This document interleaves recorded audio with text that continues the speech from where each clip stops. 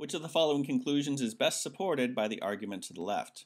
So the argument to the left says if there is a coal supply disturbance, which increases international coal prices, domestic coal prices will be affected whether the country imports some or none of their coal. So international coal price disturbances affect a country whether they import coal or not.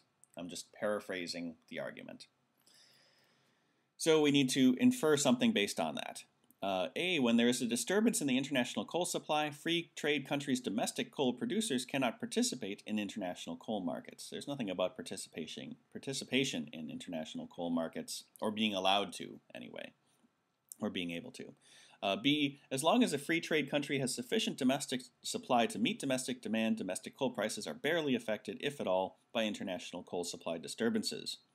So this sounds logical. It sounds like something somebody might think. If you have enough domestic supply, your prices are unaffected. But the passage outright says that is not the case. Even if they import no coal at all, domestic coal prices will be affected, so this isn't it. C, even if a free trade country usually sells most of its domestically produced coal within its borders, that country remains part of the international market for coal. This sounds much more tempting because it says that even if you are not importing, international coal prices will still affect your domestic coal prices. Let's check the others. Even if international coal prices spike, free trade countries that export little or no domestically produced coal can keep domestic coal prices constant. Passage says that's not true. Domestic coal prices are affected by international ones, even if you do not import.